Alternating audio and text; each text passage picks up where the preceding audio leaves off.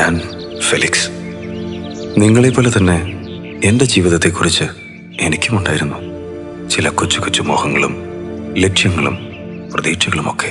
പക്ഷേ അവയൊക്കെ എന്നെ ഇങ്ങനെയൊരു അവസ്ഥയിൽ കൊണ്ടെത്തിക്കുമെന്ന് ഞാൻ ഒരിക്കലും കരുതിയില്ല.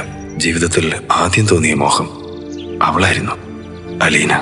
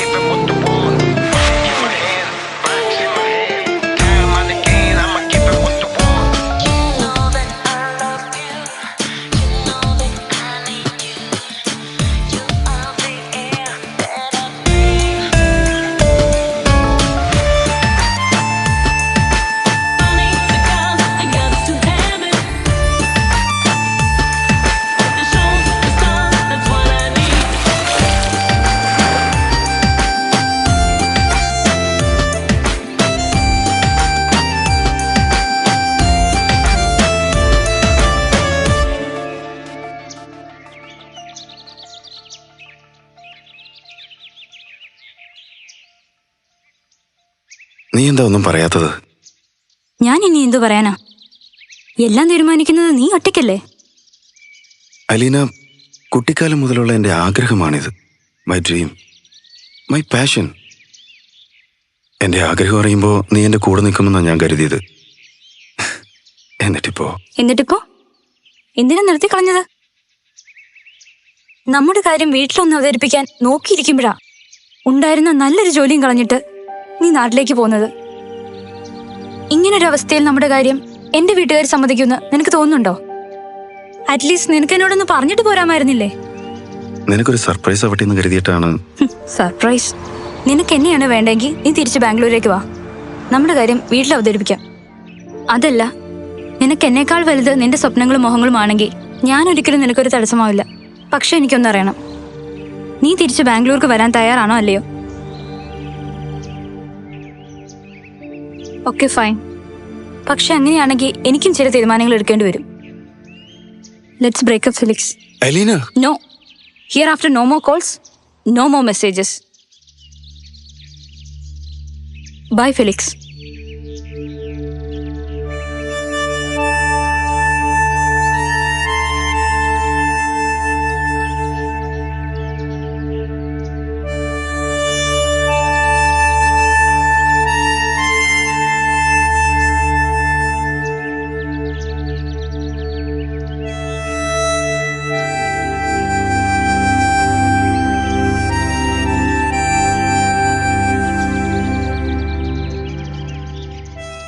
ഏതൊരാണിന്റെ വിജയത്തിന് പിന്നിലും ഒരു പെണ്ണുണ്ടായിരിക്കുമെന്ന് ആരോ പറഞ്ഞു കേട്ടപ്പോൾ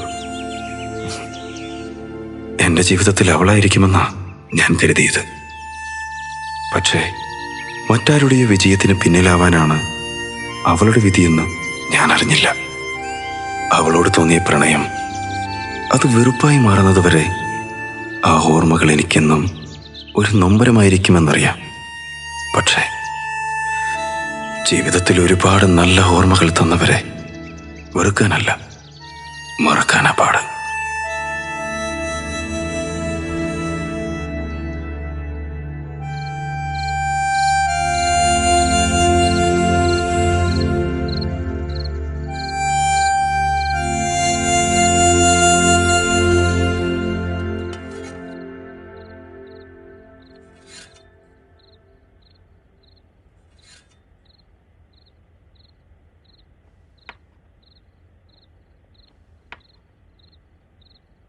നീ ഇനി എന്നാ തിരിച്ച് ബാംഗ്ലൂരിലേക്ക്? ഞാനിനി പോണില്ല. പോണില്ലേ? അതെന്താ? എനിക്ക് ആ ജോലി മടുത്തു. അതേ, നീ ജോലി ചെയ്യാൻ തുടങ്ങിയിട്ട് 1 വർഷമല്ല ആയുള്ളൂ, അപ്പോഴേക്കും മടുത്തു? അല്ലേ നാട്ടിൽ എവിടെയെങ്കിലും നോക്ക്. എൻ്റെ ആഗ്രഹം ഒരു സിനിമാ സംവിധായകനാകണമെന്നാ. സിനിമാ സംവിധായകനോ? അതിനാണ് ഇത്രയും കാശ് മുടക്കി നിന്നെ എഞ്ചിനീയറിംഗ് പഠിപ്പിച്ചത്. അതിന് സിനിമ ചെയ്യാൻ നീ അതിന് സംവിധാനം കൊടുത്ത് പഠിച്ചിട്ടുണ്ടോ? ഇല്ല. പിന്നെ എങ്ങനെ സിനിമ ചെയ്യാനാ? അതൊക്കെ ഞാൻ ചെയ്യും.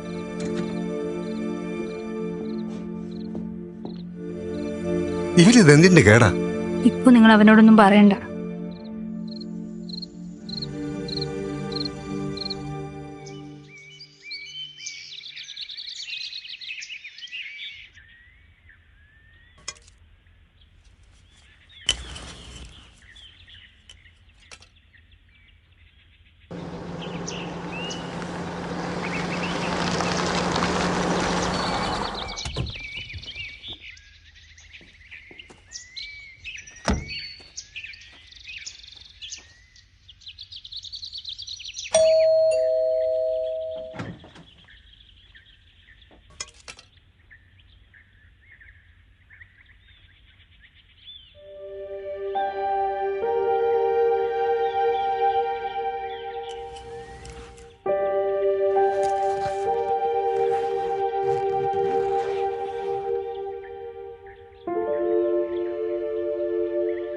ആണായിട്ടും പെണ്ണായിട്ടും ഞങ്ങൾക്ക് ഒന്നല്ലേ ഉള്ളൂ. താനും സിനിമയുടെ കുറേ കാലം നടന്നതല്ലേ. നീ താൻ തന്നെ ഒന്ന് പറഞ്ഞു നോക്ക്. ആ അമ്മേ, ഞാനൊന്ന് വെളിയിൽ പോയിട്ട് വരാം. എടാ ഫിലിക്സ്, ഇതെൻ്റെ സുഹൃത്ത് ആന്റണി. നീ വന്നിരിക്ക.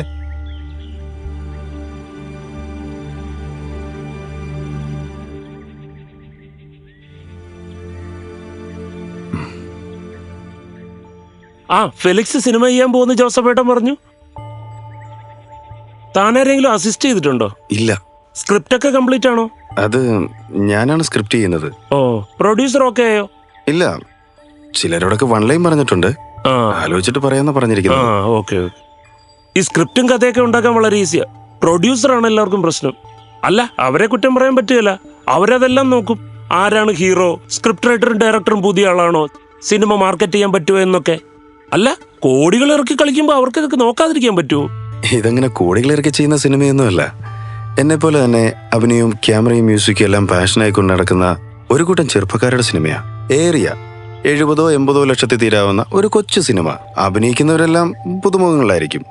ഈ താരങ്ങളില്ലാത്ത സിനിമ ചെയ്യാൻ ഏതെങ്കിലും പ്രൊഡ്യൂസർമാർ തയ്യാറാവുമോ? വലിയ മുതൽ മുടക്കില്ലാത്തതുകൊണ്ട് പലരും ഇൻട്രസ്റ്റഡ് ആണെങ്കിൽ. ശരി, ഇനി അഥവാ പ്രൊഡ്യൂസ് ചെയ്യാൻ ആരെങ്കിലും തയ്യാറായും തന്നെ കരുതുക. ഈ ന്യൂ ഫേസിനെ വെച്ചെടുക്കുന്ന സിനിമ ഡിസ്ട്രിബ്യൂഷൻ ചെയ്യാനും വേണ്ട ഏതെങ്കിലും നല്ല കമ്പനിക്കാര്. ഇതൊരു ലോ ബജറ്റ് മൂവിയല്ലേ എങ്കിൽ ഞങ്ങൾ തന്നെയാണ് ഡിസ്ട്രിബ്യൂഷൻ ചെയ്യുന്നത്. ആയിക്കോട്ടെ, ഒരു ലോ ബജറ്റ് മൂവി ആണെങ്കിൽ പോലും നമ്മൾ ഏതെങ്കിലും ഒരു ഡിസ്ട്രിബ്യൂഷൻ കമ്പനിയെ സമീപിക്കാതിരിക്കാൻ പറ്റുകയില്ല. അവർക്കും കൊടുക്കണം 7-8 ലക്ഷം രൂപ പോസ്റ്ററിനും മറ്റുമായി. പക്ഷെ അവരാ പോസ്റ്റർ ഒട്ടിക്കുമെന്ന് യാതൊരു ഉറപ്പുമില്ല. തന്നെയുമല്ല, സിനിമ എത്ര ചെറുതാണെങ്കിലും സിനിമ ചെയ്യണമെങ്കിൽ നമ്മുടെ ടെക്നീഷ്യന്മാരെല്ലാം തന്നെ സിനിമാ സംഘടനകളിൽ മെമ്പർഷിപ്പ് ഉള്ളവരായിരിക്കണം. അല്ലെങ്കിൽ സിനിമ ചെയ്യാം, പക്ഷെ റിലീസ് ചെയ്യാൻ അവർ സമ്മതിക്കുകയില്ല. പിന്നെ ഈ വലിയ ടെക്നീഷ്യന്മാർക്കൊക്കെ നമ്മുടെ സിനിമ വെറും ഒരു പ്രോജക്റ്റാ. അത് കഴിഞ്ഞാൽ മറ്റൊന്ന്. അതിന്റെ വിജയപരാജയങ്ങളെ കുറിച്ച് അവർക്കറിയണ്ട. അതിനെക്കുറിച്ച് അവരോട് ചിന്തിക്കാറുമില്ല. നമ്മുടെ നാട്ടിലെ തിയേറ്ററുകൾ ഒട്ടുമിക്കതും 2K പ്രവർത്തിക്കുന്നതാ. ഷൂട്ട് ചെയ്യാൻ നല്ലൊരു DSLR ക്യാമറ മതി. പക്ഷെ അത്തരം ക്യാമറയിൽ എടുക്കുന്ന സിനിമകൾ തിയേറ്ററുകാർ സപ്പോർട്ട് ചെയ്യല. എന്താ കാര്യം? ചെറിയ സിനിമകൾ ഉണ്ടാകരുതെന്നുള്ള ചിലരുടെ സ്വാർത്ഥ താല്പര്യം. ഇനി സിനിമയോടുള്ള ആവേശം കയറി ആരെങ്കിലും മുന്നോട്ട് വന്നാൽ അവരെ പിഴിയാൻ നോക്കിയിരിക്കുന്ന വേറെ ചിലരുണ്ട്.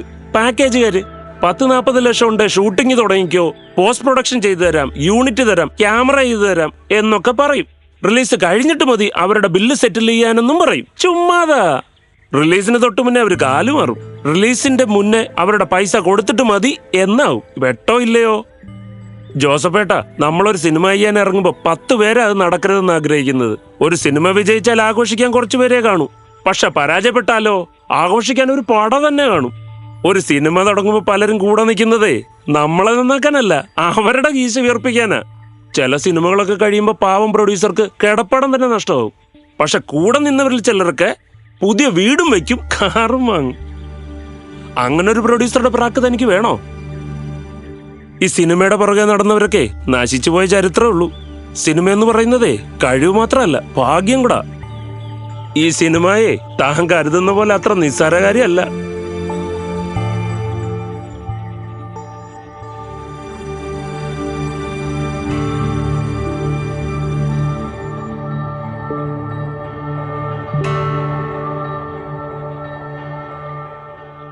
അങ്കിൾ, സിനിമയൊരു നിസ്സാര കാര്യമല്ലെന്ന് എനിക്കും അറിയാം. It's a big thing. പക്ഷെ വലിയ കാര്യങ്ങൾ ചെയ്യാൻ വേണ്ടി മാത്രം ഇവിടെ ആരും ജനിക്കുന്നില്ലെങ്കിൽ. ഈ ലോകത്തെ ജനസംഖ്യ ഏതാണ്ട് 700 കോടിക്ക് മുകളിലാ. More than 700 crores. പക്ഷെ ഇവിടെ ഒരാളുടെ അതേ ലൈഫുള്ള വേറൊരാളില്ലെങ്കിൽ പിന്നെ എന്തിനാണെങ്കിൽ എവിടേക്കോ ആരൊക്കെയോ പരാജയപ്പെട്ടെന്ന് പറഞ്ഞ് നമ്മൾ നമ്മളെ മറ്റൊരാളുമായി കമ്പയർ ചെയ്യുന്നത്? അല്ല, ഞാനും സിനിമ മോഹമായി കുറെ നാൾ അലഞ്ഞതാ, അതുകൊണ്ട് പറഞ്ഞതേ ഉള്ളൂ. അങ്കിൾ ശ്രമിച്ചിട്ട് നടന്നില്ലെങ്കിൽ അങ്കിൾ ആത്മാർത്ഥമായി ശ്രമിച്ചില്ല എന്ന് വേണം കരുതാൻ.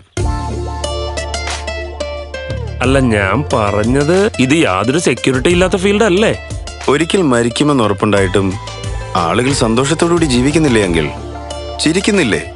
സമ്പാദിക്കുന്നില്ലേ? പിന്നെന്താ? ഈ 80 ലക്ഷം രൂപയ്ക്കൊക്കെ പടയെടുക്കുക എന്ന് പറഞ്ഞാൽ വല്ല നടപ്പുള്ള കാര്യമാണോ? എന്തുകൊണ്ട് പറ്റില്ല? പറ്റും. പക്ഷേ ആർഭാടം കാണിക്കാൻ പറ്റില്ലെന്ന് മാത്രം. ഒരു ലോ ബഡ്ജറ്റ് സിനിമ ചെയ്യാൻ ആഗ്രഹിക്കുന്ന ഡയറക്ടറുടെ മനസ്സിൽ 5 കോടിയുടെ സിനിമയുടെ സെറ്റിലെ ആർഭാടം ഉണ്ടാകരുത്.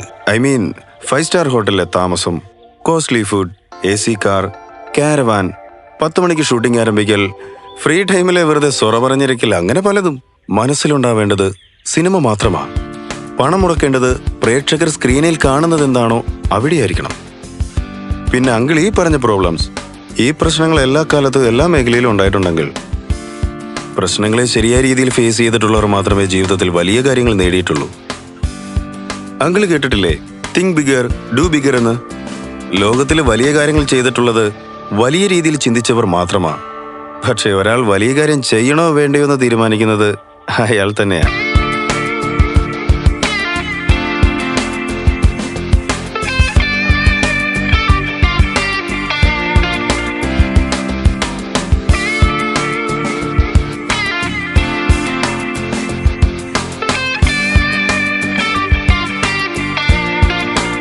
Anyways, nice to meet you, uncle. Bye, uncle.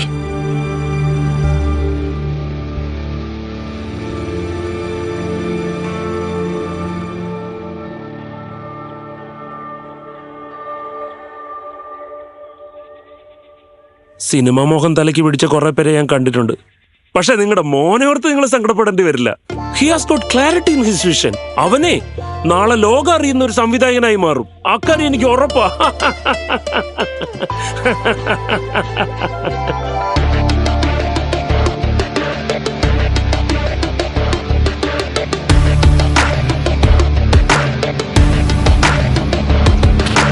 Mic in my hand, rhymes in my head.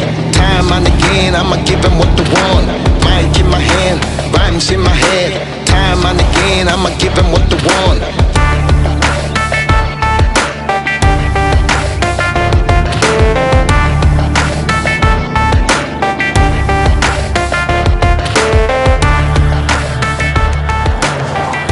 Uncle പറഞ്ഞത് ശരിയായിരിക്കാം. സിനിമയുടെ പുറകെ നടന്നിട്ട് പരാജയപ്പെട്ടവരായിരിക്കാം കൂടുതൽ പേരും. പക്ഷേ ലോകത്തിന്റെ ചരിത്രം തിരുത്തി എഴുതിയവരിൽ പലരും വലിയ പരാജയങ്ങൾക്ക് ശേഷം ആത്മവിശ്വാസം നഷ്ടപ്പെടാതെ ഒരു സ്റ്റെപ്പ് കൂടി മുന്നോട്ട് വെക്കാൻ ധൈര്യം കാണിച്ചവരാ. എൻ്റെ ചുറ്റുമുള്ളവർക്ക് ഞാൻ വെറുമൊരു സിനിമാ ഭ്രാന്തനാ. എന്നും കൂടെ കാണുമെന്ന് കരുതിയവൾ ഒഴിവാക്കിപ്പോയതിൻ്റെ വിഷമം ഇല്ലെന്നൊന്നും പറയുന്നില്ല. പക്ഷേ സങ്കടപ്പെടാനും കരയാനും എനിക്ക് സമയമില്ല. കാരണം എനിക്കൊരു സംവിധായകനാകണം, ലോകമറിയുന്ന സംവിധായകൻ.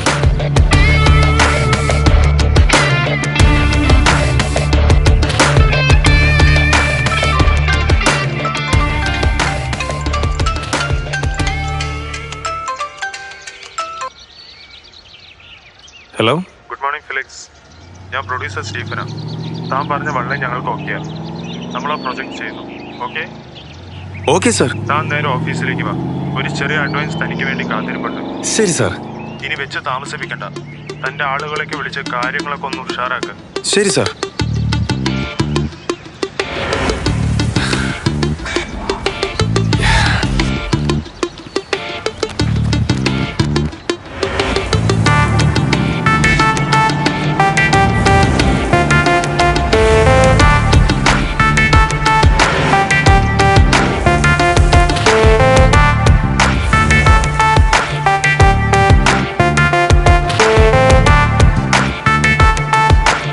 നമ്മൾ എന്ത് ചെയ്യാൻ തുടങ്ങിയാലും ആദ്യം ആളുകൾ ചോദിക്കും ഇതൊക്കെ എന്തിനാ ചെയ്യുന്നതെന്ന്. എന്നാൽ അവരെ കൊണ്ട് ഇതൊക്കെ എങ്ങനെയാ ചെയ്തതെന്ന് ചോദിപ്പിക്കണം. അവിടെയാ നമ്മുടെ മിടുക്ക്. ജീവിതത്തിൽ എന്തെങ്കിലുമായി തീരണമെന്ന് തീരുമാനിച്ചുറപ്പിച്ചാൽ പിന്നെ ആരുടെയും വാക്കുകൾക്ക് ചെവി കൊടുക്കരുത്. കാരണം മനുഷ്യർക്ക് തരാൻ അവരുടെ കയ്യിൽ ഒന്നേയുള്ളൂ, നെഗറ്റീവ് ആറ്റിറ്റ്യൂഡ്. നമ്മുടെ നാടിനൊരു വല്ലാത്ത പ്രത്യേകതയുണ്ട്. ഇവിടെ ആരും ഒന്നും ചെയ്യത്തുമില്ല, ആരെയൊട്ട് ചെയ്യാൻ അനുവദിക്കത്തുമില്ല. നമ്മുടെ മനസ്സിലുണ്ടാകേണ്ടത് ലക്ഷ്യം മാത്രമാണ്. ആ ലക്ഷ്യത്തിലെത്തുന്നതുവരെ ശ്രമിച്ചുകൊണ്ടേയിരിക്കുക. പ്രശ്നങ്ങൾ ഉണ്ടായേക്കാം, പക്ഷെ പിന്മാറരുത്. ഒരിക്കൽ വിജയമുറപ്പാണ്. ഇനി എപ്പോഴെങ്കിലും പിന്മാറണമെന്ന് തോന്നിയാൽ നമ്മൾ തോറ്റുപോകണമെന്ന് ആഗ്രഹിക്കുന്നവരുടെ ചിരിക്കുന്ന മുഖങ്ങൾ ഓർക്കുക. മുന്നോട്ടുള്ള യാത്രയ്ക്ക് അതൊരു വലിയ പ്രചോദനമായിരിക്കും. Mic in my hand, rhymes in my head.